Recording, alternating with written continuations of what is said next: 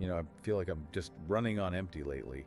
And it's not really about doing too much, I don't think. It's more like I'm constantly fighting everything that's happening. It feels like I'm standing out in a downpour, literally yelling at the clouds to stop raining. And then I'm somehow surprised when I'm still getting wet. I just end up soaked, kind of hoarse, and feeling completely useless. There's this deep, exhausting confusion about why I pour so much energy into trying to control things I obviously can't. That image you painted, soaked and hoarse from arguing with reality. Yeah. That might be one of the truest ways to describe, well, the human condition for many of us. We're sort of taught, aren't we, that if we just plan hard enough or worry enough or try to control every little detail, we can somehow force life to go exactly our way. Right. And then when it inevitably doesn't, that gap, that refusal to accept what is, that's exactly where the deepest suffering really takes root. But why is that impulse? Why is it so strong, this need to control?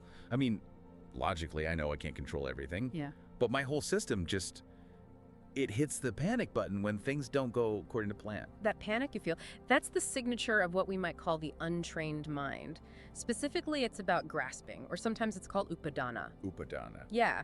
We often translate it as clinging. But maybe a more helpful, practical way to think about it is fueling. Fuel it. Exactly. This impulse, it isn't some kind of moral failing on your part. It's the mind desperately holding on to the illusion of certainty, And by doing that, it's literally fueling the fire of suffering. Okay, can you maybe give an example? How does that fueling work in a real moment? Oh, absolutely. Think about this. You stub your toe. Ouch, right. That's the initial pain. It's unavoidable. It just happened. Okay, yeah, happens all the time. But the fueling part, that's the next 5 minutes you spend mentally replaying how it happened, figuring out whose fault it is, usually the coffee tables. Yep. And then maybe spiraling into thoughts about how clumsy you are or how you're never paying attention. The actual physical pain, it fades pretty fast. Mm-hmm. But the mental fuel, that keeps the suffering going, sometimes for ages. Wow. Okay, that clicks. So the issue isn't just the stubbed toe, the event itself. It's all the extra stuff, the fuel we dump onto it afterwards. You've got it, exactly. And the part of us that's doing all that fueling, that's the ego. The ego. Always the villain. Well, we often paint it that way, don't we? But maybe think of it less as a villain and more as a survival mechanism, like a really loyal guard dog that just barks at everything. A bit overzealous. Okay. Its main job, its core programming is safety. And it works under this one big mistaken belief: if I lose control, I basically cease to exist. Right. It thinks its map of how things should be is the actual territory. And so it ends up waging this constant war against reality itself, and it just wears itself out. So the ego is kind of like that super dedicated neighborhood watch person who's obsessed with, I don't know, the exact shade of my mailbox. Yes. While totally ignoring the fact that the house might be, metaphorically, on fire. Okay. It focuses on the small things it thinks it can manage to avoid the bigger, scarier, unmanageable stuff. That's a perfect analogy. Spot on. Focused on the external, the minor details, while completely missing the internal landscape. Okay, so let's try to unpack this interference idea more. Say, I get some feedback from a colleague. It's pretty neutral, maybe, but it lands feeling a bit like criticism. Right? Instantly, I feel it in my body. Shoulders tense up, stomach clenches, and my mind just starts racing, defending, explaining, justifying. It's like I'm trying to reach into their head and rewrite what they're thinking or feeling. Yes. That tensing, that clenching, that's the moment of interference. You feel it physically first, often. It's almost like a subtle act of violence, isn't it? A frantic scramble to manage something fundamentally unmanageable, someone else's inner world, their perception. Huh. Subtle violence. That's strong. And there's a concept that really helps make sense of this unnecessary layer of suffering. It's often called the 2 arrows. Okay, the 2 arrows. I think I've heard of this. The first arrow is the thing that happens, the pain you can't avoid, like the criticism itself or getting sick or losing something. That's just life throwing stuff at you. Precisely. That's the initial hit. Life happens. But the second arrow, that one's optional. Optional. It's our reaction to the first arrow. It's the story we spin around it, the blame we assign, the desperate mental effort to undo what's already done. That second arrow, almost always, it's shot by that controlling ego, trying frantically to get back on solid ground by fighting the reality of the first arrow. Okay, wait. I need to push back on this just a little bit, because isn't resistance sometimes good? Yeah. necessary even. Like if I'm resisting injustice or pushing back against a genuinely harmful pattern in my life, that feels like healthy, active resistance. Yeah. How do we tell that apart from the ego's controlling reaction? That is such an important question, a crucial distinction to make. You're absolutely right. Healthy resistance fuels skillful action. It creates positive change in the world. That's vital. The controlling ego's resistance, the kind the two arrows concept points to, is the internal friction.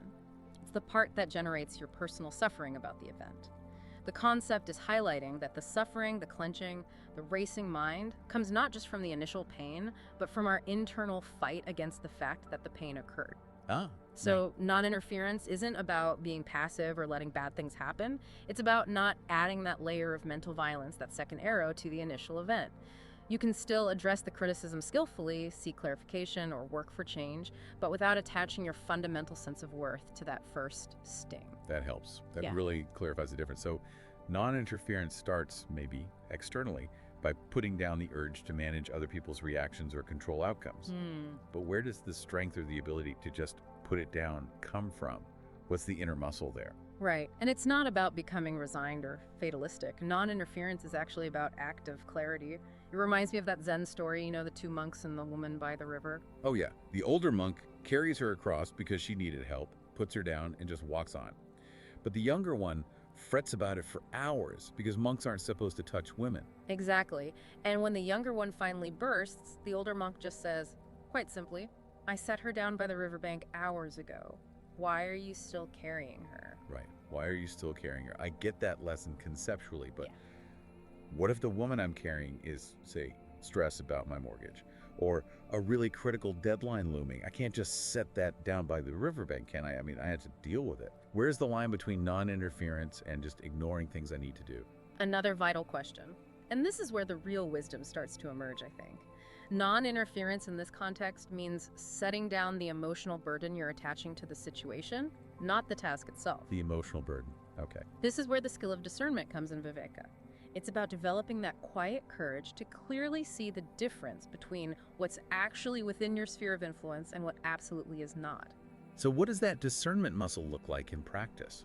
With the mortgage stress, for example. Okay. With the mortgage stress, viveka would help you separate the necessary action.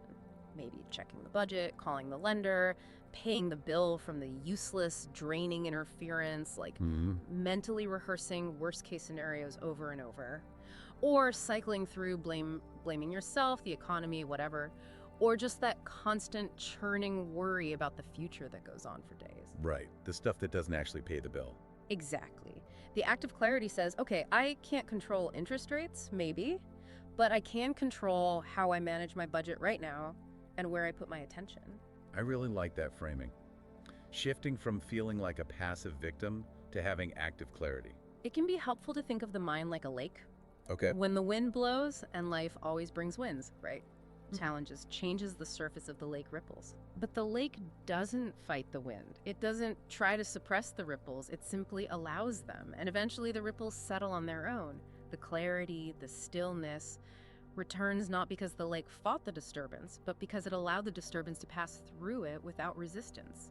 That peace comes from non-interference with the natural process. Okay, so applying that inward. Yeah. How do we stop fighting our own internal states?